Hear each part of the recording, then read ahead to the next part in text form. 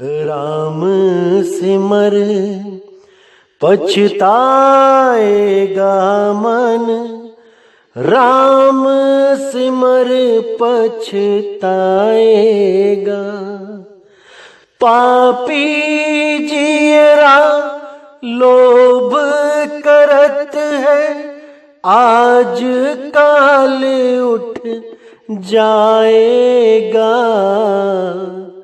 आज काल उठ जाएगा मन, राम सिमर पछताएगा। राम सिमर पछताएगा मन, राम सिमर पछताएगा हो। राम सिमर पछताएगा, राम सिमर पछताएगा।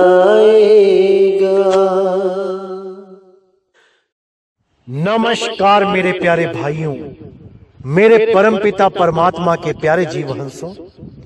मैं बंदी छोड़ से यही अरदास करता हूं कि आप सब मेरे भाइयों का विवेक पहले से ज्यादा और ज्यादा से ज्यादा बढ़ता ही जाए, और ऐसी कोई दुविधा ना रहे जो मेरे भाइयों को 1% भी विचलित कर पाए।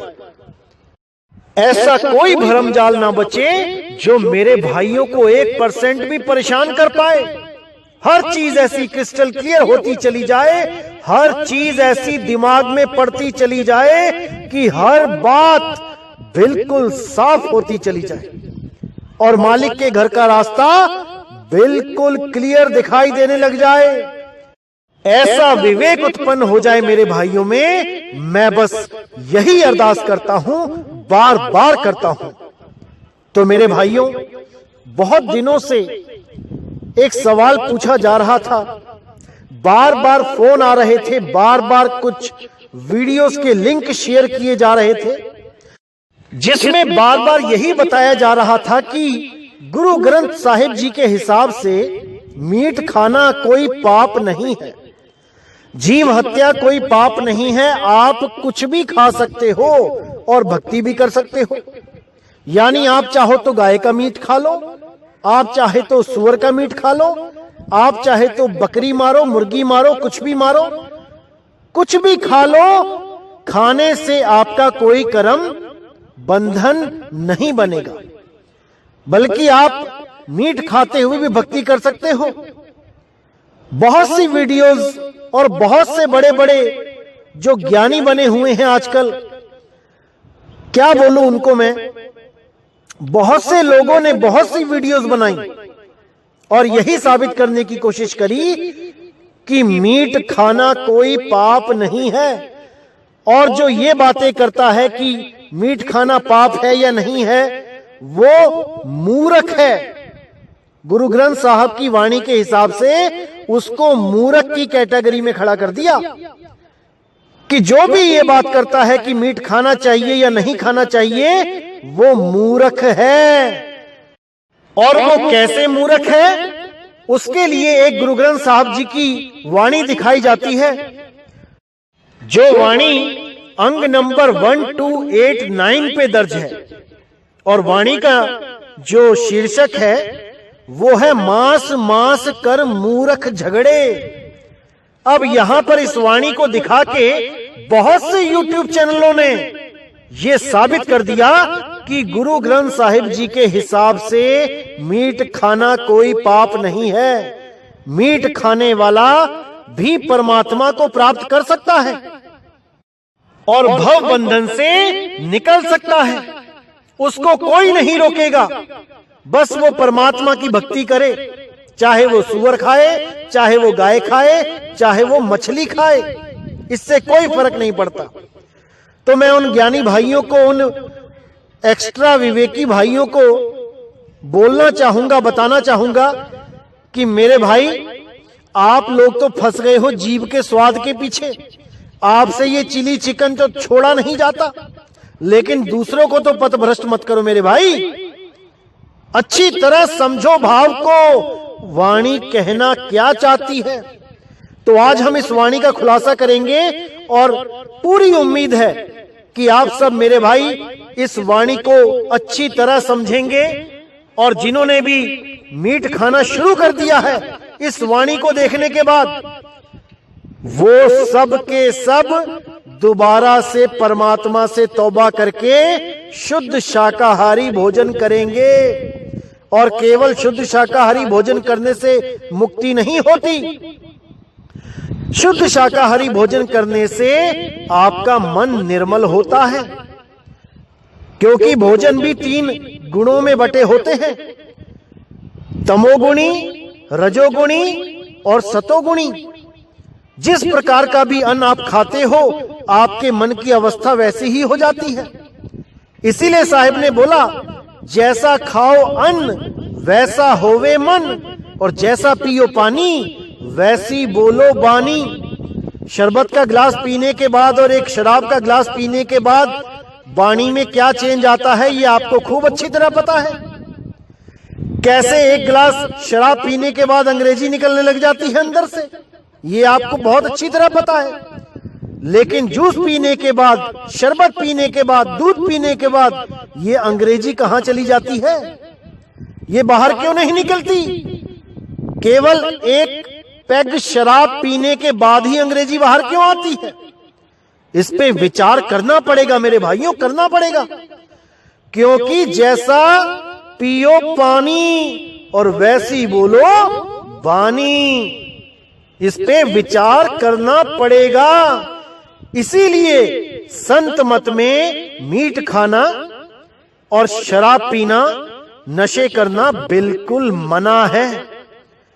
क्योंकि शरबत पीने के बाद आप नाली में पड़े नहीं दिखाई दोगे, लेकिन 4 पैग लगाने के बाद आप गंदी नाली में भी आराम से लेटे हुए होगे। आपको इतना भी होश नहीं होगा कि मैं एक इंसान हूं, कि मैं एक सुअर हूं, मैं नाले में पड़ा हूं या मैं बेड पे लेटा हूं। आपको इतना भी होश नहीं रहता है, केवल वो कड़वा पानी पीने मात्र से। इसलिए मेरे भाई, मीट से और शराब से तौबा करना है। इन परम ज्ञानियों के चक्कर में आके अपना धर्म भ्रष्ट नहीं करना है। जो केवल वाणियों के शब्दों को ही पकड़ पाते हैं, उसके भावों को नहीं पकड़ पाते। ऐसे लोगों के पीछे लग के अपना जीवन बर्बाद नहीं करना है मेरे भाइयों, नहीं करना है। क्योंकि ये एक जीवन मिला है, इसमें जितना विवेक जगा लोगे उतना ही आपके लिए लाभदायक रहेगा।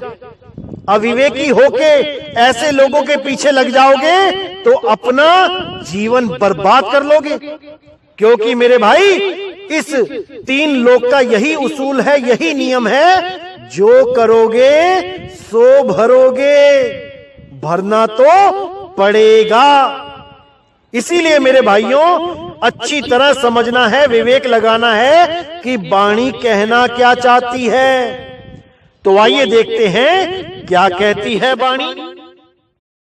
मास मास कर मूर्ख झगड़े, ज्ञान ध्यान नहीं जाने, कौन मास कौन साग कहावे, किस मही पाप समाने।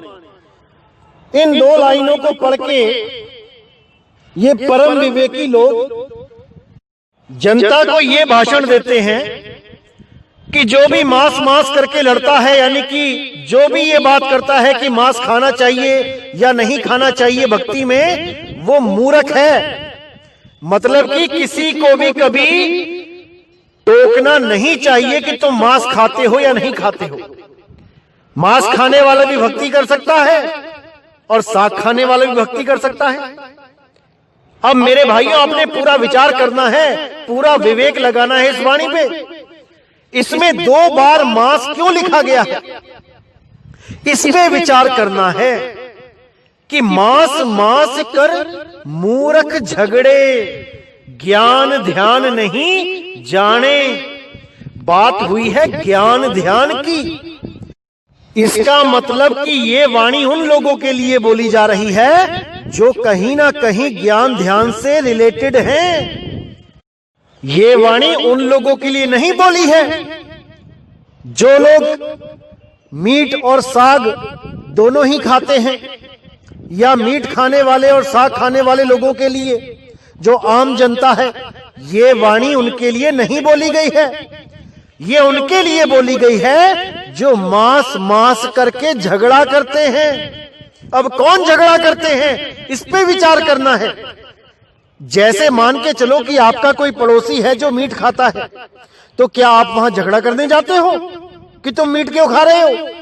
या फिर तुम साग खाते हो तो क्या मीट खाने वाले तुम्हारे पास आके झगड़ा करते हैं कि तुम साग क्यों खा रहे हो? ये वाणी उन लोगों के लिए नहीं है, ये वाणी है उन ज्ञानियों के लिए जो कुछ ज्यादा ही ज्ञानी बने हुए हैं। ये उन लोगों के लिए वाणी बोली गई है जो मांस के नाम पे भी झगड़ा करते हैं दोनों ही कातिल, लेकिन अपने आप को बहुत पवित्र मानते हैं। क्यों? क्योंकि ज्ञान ध्यान नहीं जानते। कौन है वो लोग? वो लोग हैं जो मांस खाने के बाद भी अपने आप को धार्मिक समझते हैं। जैसे हिंदू गाय को नहीं खाते, लेकिन उसके अलावा कुछ छोड़ते भी नहीं, और मुसलमान भाई वो सूअर नहीं खाते और उसके अलावा कुछ छोड़ते भी नहीं। अब ये दोनों ही भाई लोग ये समझते हैं कि अगर हिंदुओं ने गाय खा ली तो वो नरक में चला जाएगा, अगर मुसलमान ने सूअर खा लिया तो दोजक में चला जाएगा। अब ये नहीं जान पा रहे हैं कि दोनों ही मांस तुम्हें नरकों में दोजक में लेके जाएंगे। झगड़ा भी कर रहे हैं एक दूसरे से कि हिंदुओं सूअर मत खाओ, और हिंदू कह रहे हैं मुसलमानों से गाय मत खाओ, लेकिन ये नहीं समझ पा रहे कि दोनों ही जीव हैं, गाय भी और सूअर भी। दोनों को ही खाने से नरक में जाना पड़ेगा, क्योंकि मीट खाओगे, मांस खाओगे तो दोजक में जाना ही पड़ेगा। जितने किलो खाओगे उतना देना ही पड़ेगा। ये तो भैया लेन देन का सौदा है, ये तो भोगना ही पड़ेगा। अब कुछ लोग इतने शातिर हैं, YouTube चैनल पे मैं एक वीडियो देख रहा था, यही वीडियो थी, मांस मांस कर मूर्ख झगड़े। उस भाई ने उदाहरण दिया कि मांस खाने वाले और साग खाने वाले समान एक समान पापी हैं। मांस खाओगे तब भी उतना ही पाप लगेगा, और साग खाओगे यानी मूली गाजर खाओगे तब भी उतना ही पाप लगेगा। अब वो उदाहरण क्या दे रहा है, सफाई क्या दे रहा है, इस बारे में देखिए। वो कहता है कि कुछ लोग कहते हैं कि मीट खाना पाप है और साग खाना पाप नहीं है। ऐसा क्यों बोलते हैं? उदाहरण क्या देते हैं वो लोग कि मुर्गी को मारोगे भागेगी, बकरे को मारोगे भागेगा, गाय को मारोगे भागेगी। तो जो भाग रहा है वो अपनी जान बचाना चाहता है, इसलिए उसको मारने पे पाप लगेगा। और जो गाजर है, मूली है, वो भागते नहीं, आप चाकू लेके उनको काटो वो कहीं हिलेंगे भी नहीं, तो उसको काटने से पाप नहीं लगता। अब तर्क देखिए क्या दे रहा है वो भाई। वो कह रहा है कि ये तो वो बात हो गई कि हमने किसी आदमी को गोली मारी और वो भाग रहा था, तो जज हमें फांसी पे चढ़ा देगा, और अगर वो सो रहा है या लेटा हुआ है भागे ना और हम उसको गोली मार दें तो जज हमें कोई सजा नहीं देगा। ये तर्क देके उसने बोला कि चाहे वो भाग रहा है चाहे नहीं भाग रहा है, सजा उतनी ही होगी। अब उस मूर्ख को कौन समझाए कि जीव तो सब में है, तुम में भी है, मच्छर में भी है, कुत्ते में भी है, बिल्ली में भी है, और प्रधानमंत्री में भी है, मुख्यमंत्री में भी है। अब क्या इस तीन लोग के हिसाब से हर जीव को मारने की उतनी ही सजा मिलती है? विचार करिए। आपने रात में सोते हुए 20 मच्छर मार दिए, मरा कौन? जीव। और आपने सुबह उठ के एक काला हिरण मार दिया, मरा कौन? जीव। अब उन 10 मच्छरों का केस आप पे नहीं लगेगा, लेकिन अगर आपने एक काला हिरन मारा तो आप पर केस लग जाएगा। दोनों ही जीव हैं, लेकिन एक को मारने पे आपको कोई हानि नहीं हुई और दूसरे को मारने पे आप पे केस लग गया। लगे ही हुए हैं काले हिरन मारने पे केस, देखो बड़े बड़े लोगों पे केस लगे हैं। अब वही आदमी एक काले हिरन को मारता है तो उस पे केस लगता है, और वही आदमी अगर सीएम या पीएम के पास बंदूक लेके चला जाए गोली मारने के लिए, तो मेरे भाई तुम पे केस भी नहीं लगेगा। उसी वक्त उनके बॉडीगार्ड तुम्हें उसी वक्त शूट कर देंगे। क्यों भाई? हिरन भी जीव है, मच्छर भी जीव है, और वो प्रधानमंत्री मुख्यमंत्री भी जीव है। फिर सब में अलग अलग धाराएं क्यों लग रही हैं? सबके कर्म अलग अलग क्यों बन रहे हैं? थोड़ा तो विचार कर लो, परमात्मा ने बुद्धि दी है तो। अरे भाई, ये जड़ जितनी भी सब्जियां होती हैं, ये बिल्कुल इनमें चेतना कम होती है। इनको आप अगर खाते हो तो इनको वो कष्ट नहीं होता कि वो पलट के आपको बद्दुआएं दे। ये बने ही इसलिए हैं ताकि आप सात्विक भोजन कर सको, आप बिना निर्दयी हुए उनको आराम से खा सको, और भक्ति करके जितना कर्म बना है उसको आराम से चुकता कर सको। ये इसलिए बने हैं, ना कि तुम ऊंटों को मारो, बैलों को मारो, घोड़ों को मारो, कुत्ते बिल्लियों का शिकार करो, मुर्गियों को मारो। इनमें कर्म ज्यादा लगता है, इसका भुगतान तुम्हें भुगतना पड़ेगा। इसीलिए बोला यहां पे कि मांस मांस कर मूर्ख झगड़े और ज्ञान ध्यान नहीं जाने। ये बस मांस मांस का झगड़ा है कि गाय खा लोगे तो नरक में चले जाओगे और सुअर खा लोगे तो नरक में चले जाओगे। अरे भाई, दोनों खाने से ही नरक में जाते हैं। एक मछली जो गाय नदी के किनारे मरी, उस गाय को तोड़ तोड़ के मछलियों ने खा लिया। अब वो गाय कहां गई? मछली के पेट में। वही मछली एक हिंदू ने पकड़ के अपने घर में पका ली। अब उसके पेट में क्या है? गाय का मांस। इनडायरेक्टली हिंदू ने गाय का मांस खा लिया, अगर उसने मछली खा ली तो। और एक सुअर मरा नदी के किनारे, वहां पर मछलियों ने उसको तोड़ तोड़ के खा लिया। मुसलमानों ने पकड़ के वो मछलियों को काट के खाया, तो इनडायरेक्टली वो सुअर मुसलमानों के पेट में चला गया। अब बताओ क्या करोगे? तुम्हारे विचार से तो ना तुमने गाय खाई और ना ही तुमने खाया सुअर, लेकिन भाई वो तुम्हारे अंदर चला गया। अब क्या बनेगा? अब कैसे दोजख से बचोगे? अब कैसे नरकों से बचोगे? इसीलिए साहिब ने बोला, मांस मांस कर मूर्ख झगड़े, ज्ञान ध्यान नहीं जाने। ये मूर्ख हैं जो मांस मांस को भी ये सोचते हैं कि ये खाने से जन्नत मिल जाएगी और वो खाने से दोजख मिल जाएगा। अरे दोजख में ही जाना पड़ेगा दोनों को, क्योंकि गुरु ग्रंथ साहब की पक्की वाणी है। पक्की वाणी क्या बोल रही है? आगे देखिए। कबीर भांग माछली सुरापान जो जो प्राणी खाही, तीरथ भरत नेम किए ते सब है रसातल जाही।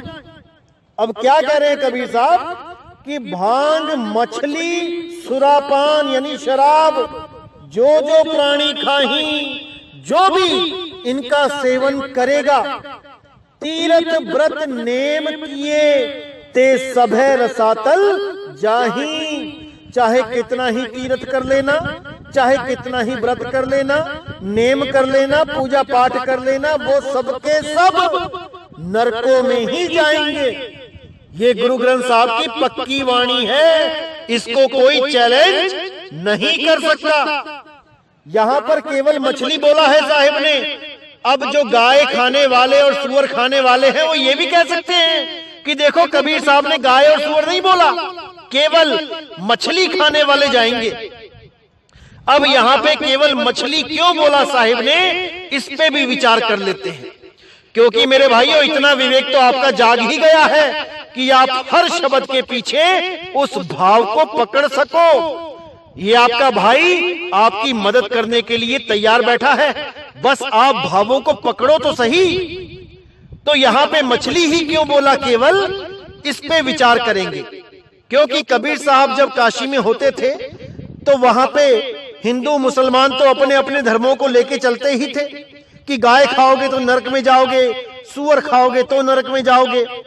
लेकिन कुछ बंगाली ब्राह्मण भी आते थे, उड़ीसा के, बंगाल के। ये लोग क्या करते हैं, ये लोग लहसुन प्याज तक नहीं खाते, तमोगुणी भोजन बोल के, लेकिन मछली खाते थे।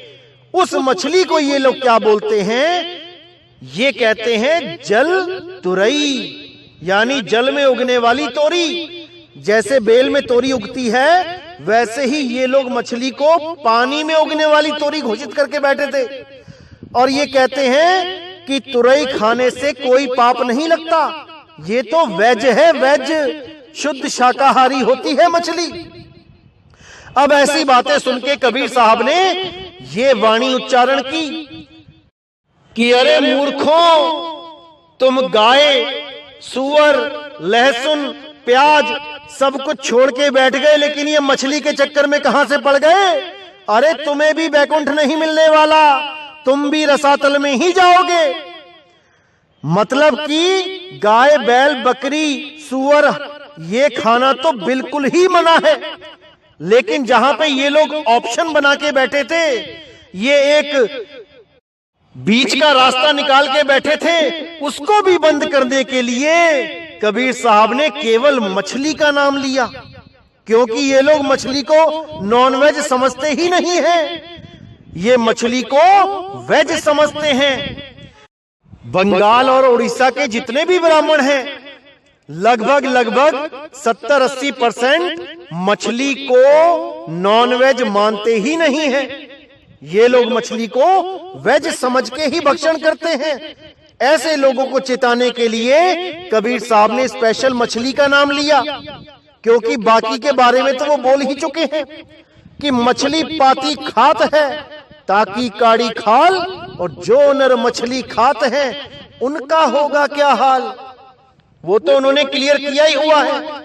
लेकिन ये मछली पे जो बात अटक गई थी, इसको क्लियर करने के लिए वाणी बोली गई। और इसमें भांग, धतूरा, ये जितने भी नशे हैं, इसके बारे में भी साफ बोला गया है कि कोई भी जो भी नशे करेगा वो नरकों में ही जाएगा, उसकी सूरत कभी टिक ही नहीं सकती, उसको गर्भ जून में जाना ही पड़ेगा।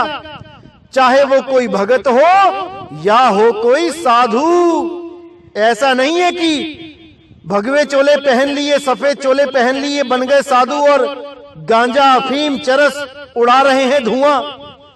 ऐसे बात नहीं बनेगी मेरे भाई। ऐसे लोगों को नरकों में जाना ही पड़ेगा, चाहे वो किसी भी पंथ से हो, किसी भी धर्म से हो। ये कबीर साहब की पक्की वाणी है। अच्छी तरह समझ लो मेरे भाइयों, अच्छी तरह समझ लो। और ये जितने भी मांसखोरी हैं, जितने भी मांसखोर ये प्रचारक हैं, इनसे सावधान रहो। ये तुम्हें रसातल पहुंचाने के लिए ही आए हैं। इनसे पूरा सवाल जवाब करो कबीर साहब की इस वाणी का आधार लेके। देखो कैसे मुंह छुपाते फिरेंगे ये लोग। बिल्कुल भी मांस नहीं खाना है मेरे भाई, नहीं खाना है। और किसी प्रकार का भी नशा नहीं करना है। और जिनके गुरु लोग किसी भी प्रकार का नशा करते हैं, वो सब नरकों में जाने के लिए तैयार रहें। और जब गुरु नरकों में जाएगा तो चेला भी अपने आप पहुंच जाएगा बिना कुछ किए। क्योंकि चेला तो वैसे ही गुरु की लड़ पकड़ के बैठा है। जहां जहां गुरु वहां वहां चेला। इसीलिए मेरे भाइयों, पूरा विवेक जगा के रखो, हर चीज को क्लियर करते चले जाओ। मैं बिल्कुल नहीं चाहता कि कहीं पर भी कोई भ्रमित हो। हर चीज बिल्कुल क्लियर होनी चाहिए, तभी भक्ति बनेगी, तभी उस परम सत्ता को प्राप्त कर पाओगे। तो यहां पर बिल्कुल क्लियर कर दिया कि मांस मांस कर मूर्ख झगड़े और ज्ञान ध्यान नहीं जाने। उसके बाद जो साग की बात करी है वो इसलिए बोली गई है कि ऐसा भी मत समझो कि केवल साग खाने मात्र से ही, यानी कि जीव हत्या तुम नहीं कर रहे हो, अच्छे अच्छे काम कर रहे हो, सबका भला कर रहे हो तो सोच रहे हो मेरी मुक्ति हो जाएगी। ऐसे भी नहीं होगी, क्योंकि मुक्ति का कारण केवल नाम है। अगर नाम है जीवन में तो मुक्ति मिलेगी, कोई रोक नहीं सकता। और अगर नाम नहीं है तो भले सारी उम्र पुण्य कर्म करते चले जाओ, केवल साग खाओ, लोगों का भला करो, अच्छे अच्छे कार्य करो, फिर भी मुक्त नहीं हो सकते। क्योंकि मुक्ति का एक ही रास्ता है, वो है नाम दान। उस नाम के बिना भूल जाओ कि किसी को मुक्ति मिलेगी, कभी नहीं मिल सकती। इसीलिए संतों ने बोला कलयुग में एक नाम या धारा, सिमर सिमर नर उतरो पारा। वहां पे ये नहीं बोला कि तुम केवल अच्छे अच्छे काम करो, या तुम केवल शाकाहारी भोजन करो, या तुम केवल लोगों का भला करो तो तुम मुक्त हो जाओगे। नहीं, अगर पार उतरना है तो नाम सिमरन करना ही पड़ेगा। और नाम सिमरन तब कर पाओगे जब तुम्हारे जीवन में कोई भेदी गुरु आएगा। जब भेदी गुरु आ जाएगा तो सारे भ्रम तोड़ दिए जाएंगे, हर प्रकार के भ्रम का नाश होगा और रास्ता बिल्कुल सटीक समझ में आने लग जाएगा कि करना क्या है। और उसके बाद जन्मों जन्मों से जो ये सूरत फंसी हुई है संसार में, इसको रास्ता मिल जाएगा निकलने का। इसीलिए साहिब ने बोला कुछ नहीं करना है, केवल भटकती हुई सूरत को एकाग्र करना है। सूरत फंसी संसार में, तासे पर गई दूर, सूरत बांध स्थिर करो, आठों पहर हुजूर। इस सूरत को केवल स्थिर करना है, मुक्ति तुम्हारे कदम चूमेगी, मुक्ति तुम्हारी टांगे दबाएगी। केवल उस अचल सत्ता में अपनी सूरत को स्थिर करना सीख लो।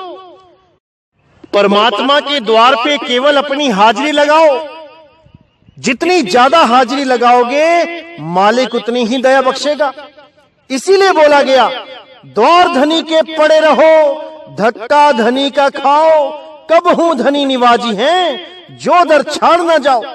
जो भी उस दरवाजे पे अटल होके लगेगा, दस्तक देगा, तो मालिक जरूर एक दिन दरवाजा खोलेगा।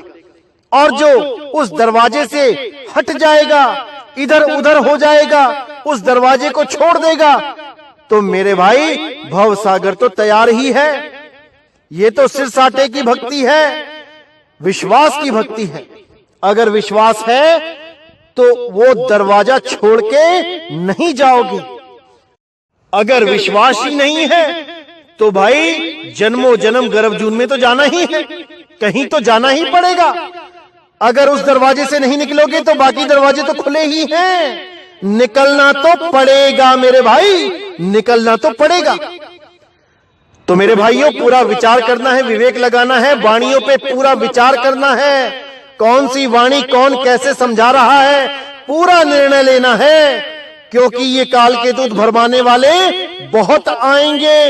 इनका काम ही यही है कि आपके अनमोल जीवन को कैसे भी बर्बाद कर दिया जाए, क्योंकि ये काम ही यही करने आए हैं।